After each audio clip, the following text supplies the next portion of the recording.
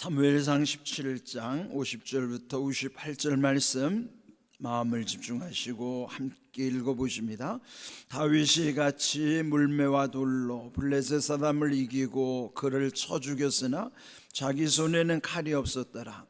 다윗이 달려가서 블레셋 사람을 밟고 그의 칼을 그 칼집에서 빼내어 그 칼로 그를 죽이고 그의 머리를 베니 블레셋 사람들이 자기 용사의 죽음을 보고 도망하는지라. 이스라엘과 유다 사람들이 일어나서 소리 지르며 블레셋 사람들을 쫓아 가이와 에그론 성문까지 이르렀고 블레셋 사람들의 부상자들은 사라임 가는 길에서부터 가드와 에그론까지 엎드러졌더라. 이스라엘 자손이 블레셋 사람들을 쫓다가 돌아와서 그들의 진영을 노략하였고 다윗은 그 블레셋 사람의 머리를 예루살렘으로 가져가고 갑주는 자기 장막에 두니라. 사울은 다윗이 블레셋 사람을 향하여 나아감을 보고 군사령관 아브넬에게 묻되 아브넬아, 이 소년이 누구의 아들이냐? 아브넬이 이르되 왕이여, 왕의 사심으로 맹세하옵나니 내가 알지 못하나이다 하매 왕이 이르되 너는 이 청년이 누구의 아들인가 물어보라 하였더니 다윗이 그 블레셋 사람을 죽이고 돌아올 때에 그 블레셋 사람의 머리가 그의 손에 있는 채 아브넬이 그를 사울 앞으로 인도하니 사울이 그에게 묻되 소년이여 누구의 아들이냐 하니 다윗이 대답하되 나는 주의 종 베들레헴 사람 이새의 아들이니이다 하니라. 아멘. 상식이라는 말이 있어요. 상식이라는 것은 일상에서 얻어진 지식이란 뜻이에요. 그러니까 우리가 일상에서 경험했던 그 상식은 누구든지 받아들이기가 쉽죠. 또 납득할 수가 있는 거예요. 그런데 때로는 상식에서 벗어나는 일들이 있어요. 그게 이제 상식 이상일 때도 있고 상식 이하일 때도 있죠. 우리가 사람을 대할 때도 누군가가 이제 누군가와 관계할 때 상식선에서 이루어지면은 그거는 뭐 늘 있는 일이니까요. 그러나 상식 이상으로 내가 기대했던 것보다도 누군가가 더 할 때는 그때는 감동을 받는 것이죠. 그런데 상식으로 생각했던 것보다 미치지 못할 때, 상식 이하일 때는 실망하기도 하고 또 이제 그 상식 이하인 사람에 대해서 비난할 때도 있어요. 그러니까 우리는 항상 상식을 존중하지만은 상식을 초월해서 상식 이상으로 누군가에게 감동을 주는 삶, 그렇게 살아야 되죠. 그러나 상식 이하로 남의 비난의 대상이 되면 그건 안 좋은 인생일 것입니다. 그런데 이따금 역사에도 보면은 우리가 생각하는 상식선에서 일들이 다 일어나지만은 오늘 이 사건처럼 상식 이상으로 일할 때 그건 하나님이 하시는 거예요. 여기 다윗과 골리앗이라는 것은 상식선에서 보면은 골리앗이 이겨야 맞아요. 그런데 감히 상대할 수 없는 그 버거운 존재를 이 아무것도 아닌 다윗이 그 골리앗을 때려 눕힌 거예요. 그는 상식 이상이죠. 그는 다윗이 할 수 없는 일이고 상식 이상의 일이 벌어진 것은 하나님이 하시는 거예요. 그러니까 우리가 늘 상식선에서 살아가지만 상식 이상으로 내가 감당하지 못한 일이 내 앞에서 이루어졌을 때는 그는 내가 하는 게 아니에요. 하나님이 하시는 거란 말이에요. 하나님은 우리에게 늘 기대했던 이상으로 역사하시는 하나님이에요. 예레미야 33장 3절 말씀에도 보십시오. 너는 내게 부르짖으라 내가 네게 응답하겠고 네가 알지 못하는 크고 은밀한 일을 내게 보이라. 그러니까 크고 은밀한 일이 뭐예요? 내가 상식선에서 생각하지 못했던 상식 이상의 엄청난 일들을 하나님이 계획하고 계시다는 것이죠. 그러니까 내가 믿는 하나님, 우리가 섬기는 하나님이 얼마나 모든 것, 역사를 주관하실 뿐만 아니라 우리 인생의 모든 일을 하나님이 은혜 가운데서 이루심을 우리는 믿고 가는 거예요. 오늘 이 다윗이 골리앗을 때려 눕혔어요. 어제 주신 말씀이 보면은 물맷돌 돌을 5개 준비했지만 1개로 해결이 된 거예요.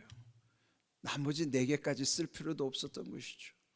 물론 왜 5개를 준비했겠어요? 하나가 안 되면 나머지 4번의 기회가 또 있는 거예요, 그에게는.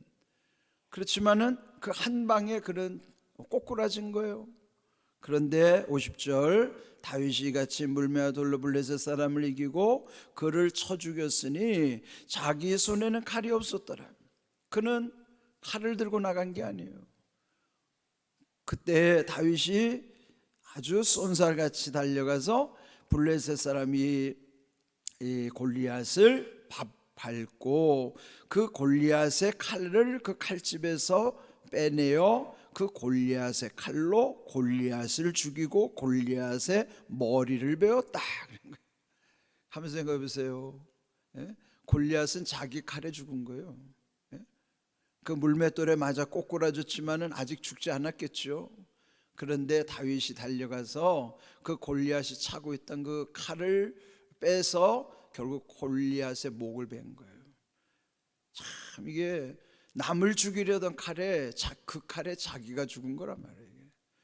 이게 인생이 이게 참 아이러니한 것이죠. 결국 이렇게 우리가 늘 칼을 의존해서 사는 사람들은 제 칼에 자기가 죽을 때가 있어요. 하나님 또 그렇게 하신다고요. 그래서 자기가 믿는 것 의지하면 안 돼요. 여기 골리앗은 자기가 믿던 칼에 자기가 죽은 거라고요. 때로는 우리가 믿는 것에 배신을 당하기도 하고 그 믿는 것에 의해서 내가 죽음을 당하는 경우도 있어요. 그래서 우리는 하나님을 믿어야지 그 무언가를 하나님처럼 의지했다가는 그것이 나를 배신하고 그것으로 인하여 내가 무너질 수도 있고 죽임을 당할 수도 있어요. 그래서 우리는 항상 하나님만 의지하는 것이죠. 이 다윗이 하나님만 의지하고 나가서 그 골리앗을 물리친 것이죠. 그런데 이 일이 순식간에 일어난 거예요. 삽시간에 일어난 거예요. 벼란간에 일어난 거예요. 찰나에 일어난 거예요. 제가 지금 4가지 시간에 대해서 짧은 시간을 표현하는 4가지 말을 말씀드렸어요. 우리가 흔히 말하는 대로 어떤 일이 삽시간에 일어났다 그러잖아요. 삽시간에 벌어진 일. 그게 삽이 무슨 삽자인 줄 아세요? 한문으로 삽자가 가랑비 삽자예요. 가랑비가 그게 뭐 예정돼서 내리는 비가 아니에요. 그거는 갑자기 잠깐 내렸다가 사라지는 비가 그 가랑비라고. 인생은 삽시간에 지나가는 거예요. 이렇게 전혀 뭐 예고도 없이 잠깐 내리다가 썩 사라지는 그게 인생이란 말이에요. 그게 삽시간에 삽시간. 별 안간할 때 별자가 무슨 별자인 줄 아세요?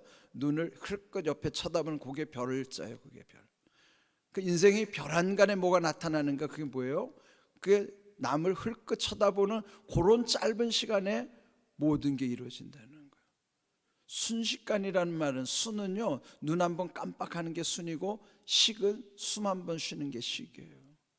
그러니까 순식간이라는 건요 눈 한 번 깜빡거리고 숨 한 번 쉬는 순간이 그 짧은 순간에 그게 순식간이에요. 뭐든지 일어나는 일은 순식간에 일어나는 거예요. 그 과정이 오래되는 것 같지만 일어나는 거는 그렇게 갑작스럽게 순식간에 눈 한 번 깜짝하는 동안 숨 한 번 쉬는 것 같은 그때 뭐든지 다 일어나는 거예요. 그보다 더 짧은 시간이 찰나라고 하는 거예요. 인생이 찰나와 같다 그러죠. 찰나라는 시간은 75분의 1초 0.013초 1초도 안 걸리잖아요. 0.013초 휙 지나가는 그게 뭐예요? 그게 인생이라는 거예요. 그 인생은 다 살고 나면은 찰나와 같다 그래요. 찰나와 같다. 지금 우리가 시간이 안 가는 것 같고 내 인생이 100세를 산다 그래도 100세는요 우리가 지나가고 나면은 그는 순식간 삽시간 별안간 찰나에 지나가는 인생이란 말이에요. 그걸 생각하면 인생이 아무것도 아니라는 거죠. 아무것도 아닌 인생을 가지고 뭘 잡으려고, 뭘 하려고, 뭐 남을 억울하게 하고 권력을 잡아보려고. 오늘 투표하는 날이지만 다 뭔가 힘을 얻으려고 다들 아둥바둥 하잖아요. 뭔가 권력을 잡아보려고. 그 다 부질없는 짓, 소용없는 짓이에요. 그런데 이렇게 하나님이 이 다윗을 통해서, 무명의 다윗을 통해서 그 골리앗을 때려 눕히는 데는요, 이렇게 잠깐 지나가게 하시는 거예요. 그리고 여기도 보면 여러 사람의 힘 가진 사람들이 등장하잖아요. 첫 번째 힘 가진 사람이 누구예요? 당시 왕이 가장 힘센 사람 사울. 근데 그 왕이 최고의 권력자인데도 골리앗 앞에서 벌벌벌벌 떨고 있어요. 그러니까 힘이 내가 힘이 세다고 그래도 나보다 세상에는 힘센 사람이 더 많아요. 그럼 힘센 사람 위에 가장 힘센 분이 누구예요? 그분이 하나님이시란 말이에요. 그러니 우리가요, 전능하신 하나님은 가장 힘센 분이라는 거죠. 그 하나님을 의지하고 살아가는 것이지, 세상에 힘센 사람이 무슨 소용이 있어요? 하나님이 한번 싹 스쳐가면은 다 넘어지고 말 것인데. 그 사울도 아무것도 아니지만 골리앗 이것도 아무것도 아니잖아요, 지금 보니까. 근데 그 중에 또 한 사람이 있어요. 그 집안에서 아주 힘께나 쓰는 큰형 엘리압이 다윗을 얼마나 기를 죽였어요, 이 앞에서. 그 집안에서 힘 자랑하는 사람들이 있어요. 이 엘리압처럼 별것도 아니면서 밖에 나가서는 찍소리도 못하면서 집에 와가지고 가족들 쥐어잡는 사람들 말이에요. 밖에서는 큰 소리도 못 치는 사람들이 집에 와가지고 자기 자식들 때 아주 기를 죽이고 말이에요. 아내 기 죽이고, 또 힘센 아내는 또 남편 기 죽이고 말이에요. 그 집안에서 이 엘리압처럼 식구들 기 죽이는 사람들, 그 엘리압이에요. 그것도 힘 자랑하는 거예요, 그게. 근데 마지막 진짜 힘 있는 자가 누구예요? 하나님이 함께 하신 다윗이 힘 있는 자란 말이에요. 아무것도 아닌 다윗이지만 하나님이 함께 하시니까 다윗이 용사가 되는 거예요. 다윗이 왕이 되는 거예요. 그리고 그 다윗은 하나님이 맡겨주신 그 일, 사소한 것 같지만은 그 아버지의 양떼를 지키는데 소홀함이 없었어요. 그는 뭐예요? 아무리 사소한 것도 그는 소홀히 여기지 않는 거예요. 성실했다는 거죠. 하나님이 쓰시는 사람의 공통점이 이런 거예요. 묵묵히 자기 일을 감당하는, 무엇을 맡기든지 늘 하나님을 의지하고 기도하는 사람, 교회에서 뿐만 아니라 가정에서도 직장에서도 사람과의 관계 속에서도 보면은 항상 성실한 사람이 있어요. 약속을 굳고 잘 소중히 여기고 사람을 귀히 여기고 말이에요. 그런 사람을 하나님이 쓰시는 거란 말이죠. 그러면 이 다윗을 통해서 보면서 하나님이 어떤 사람을 쓰시는가, 그걸 잘 봐야 돼요. 다윗이 그렇기 때문에 왕이 됐어도 그런 마음의 변함이 없는 거예요. 한결같은 마음으로 그렇게 하는 거예요. 어제도 우리 한 선교사님이 이제 저희 교회 방문해서 저랑 한동안 대화하다가 했는데, 그런 모든 힘 자랑하는 것이 목사 세계에도 그런 현상이 있어요. 선교사 세계에도 있다는 거예요. 어디는 없습니까? 모든 곳에 다 힘 자랑하는 일들이 생긴단 말이에요. 그런데 저도 이렇게 경험해 보니까요, 하나님을 향하는 그 믿음이 사람을 대하는 것과 다르지 않아요. 왜요? 하나님이 형상을 지닌 사람인데, 사람을 소중히 하는 사람이 하나님도 두려워하는 것이지, 하나님을 두려워하는 사람이 사람을 함부로 하지 않는 것이지. 그래서 늘 그 사람이 힘이 있든지 없든지, 잘났든지 못났든지, 배웠든지 못 배웠든지, 그 사람이 어떤 사람이든지 사람을 대하는데 차별을 가지면 안 돼요. 누구를 대하든지 연민을 가져야 된다고요. 그게 뭐 불쌍히 여기는 마음, 그게 첫 번째고, 두 번째로는요, 그가 어떤 형편이든지 존중해야 된다고요.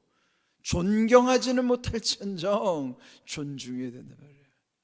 연민을 갖는 게 컴패션이고요, 존경이 리스펙트거든요. 그리고 리스펙트라는 말에는 존경이라는 뜻도 있지만 그건 어마어마한 말이니까 존경은 못할지언정 최소한 존중은 해줘야 된다고요. 사람을 대할 때 늘 보세요. 주변에 연민을 가진 사람과 적어도 누구 존중해주는 사람, 그 사람이 훌륭한 사람이란 말이에요. 그래, 늘 그런 사람을 하나님이 쓰시는 거예요. 그럼 다윗이 그런 사람이었어요. 그래서 결국은 그렇게 골리앗이 무너지자마자 이제는 뿔뿔이 다 흩어지는 거예요. 그 패전병들을 흩어지는 것을 결국은 다 진멸하고, 그리고 이제 54절을 보면요, 다윗은 블레셋 사람의 머리를 예루살렘으로 가져가고 그 칼로 그 골리앗의 목을 베서 그 목을 잘라가지고 예루살렘으로 가지고 오고, 그 갑주, 골리앗의 갑주, 갑이라는 거는요 이 갑옷이라는 뜻이고 주는 투구라는 뜻이에요. 그러니까 그 갑옷과 투구를 자기 장막에 두었다. 그리고 마침내 사울을 만났더니 사울이 그 군사령관 아브넬에게 묻기를 이 큰일을 한 이 소년이 누구의 아들이냐? 아니 몰라서 물었을까요? 알았을 텐데. 그런데 56절에 또 신하에게 말하기를 이 청년이 누구의 아들인가 물어보라. 진짜 모르는 거예요. 그러면 왜 몰랐을까요? 이게 이제 사울의 정신세계를 말하는 거예요. 이렇게 악신이 들리면 결국은 이렇게 모든 것이 다 이렇게 흐려지는 거예요. 이미 이 다윗은 자기를 위해서 수금을 탔던 사람, 하프를 연주해줘서 자기 악신이 떠나가게 했던 그 다윗을 어떻게 모를 수 있어요? 근데 모르는 거예요. 왜 그래요? 악신이 들리니까 그런 거예요. 그러니까 이 사람이 이렇게 멍청해지는 거예요. 그래서 사람이 넋이 나가고, 그러면 순식간에 그런 현상을 선망현상이라고 그러죠. 선망현상. 이게 지금 사울한테 이런 현상이 나타나는 거란 말이에요. 그런데 58절 사울이 마침내 그 다윗에게 물어보는, 소년이여 누구의 아들이냐? 그럴 때 자기는 이새의 아들입니다. 근데 여기서도 보면요, 공적을 세운 것은 다윗인데 관심이 누구로 가냐면 아버지께로 가는 거예요. 옛날에 우리 보면 그렇잖아요. 동네에서 아이들이 인사 잘하고 다니면은 모르는 사람이 묻잖아요. 저 아이가 네 집 아이냐, 누 집 아들이야, 네 집 아들이야, 인사도 잘한다면서 그 아버지, 네 집 아들이라는 거는 누구 집 아들이라는 거 아버지를 칭찬하는 거예요. 근데 인사도 안 하고 다니면 네 집 아들이냐고 물어보지도 않아요. 네 집 새끼냐고 물어봐요. 이게 사람의 호칭이 다 그 안에 평가가 돼요. 보통은 저 사람이 누구냐고 묻죠. 저 사람이 누구냐. 존경하면은 저분이 누구시냐고 물어요. 그런데 인정받지 못하면 뭐라 그래요? 저 땡땡이 누구냐고 그래요. 저 새끼가 누구냐고. 그렇게 하죠. 저 놈이 누구냐, 저 년이 누구냐고 이렇게 물어요. 참 그 묘하죠. 저 사람, 저분, 저 땡땡. 그거 왜 그래요? 그 사람 평가하는 거예요, 그게. 그런데 여기서 중요한 건요, 그가 하는 일이 아버지와 연결되는 거예요. 오늘 우리가 하는 일이 아버지하고 연결된다고요. 그 아버지 누구예요? 하나님 아버지와 연결된다. 그게 하나님이 영광 받으시는 일이에요. 그러니까 우리의 모든 삶이 다 하나님께 영광 받는 일이 되도록 다윗처럼 말이에요. 그러나 모든 것은 우리 인생에 이런 것이 하나님의 주권 속에 있고 하나님의 은혜 안에 있다는 걸 기억하십시오. 이런 귀한 은혜를 여러분 누리는 삶이 되기를 주님의 이름으로 축복합니다. 아멘.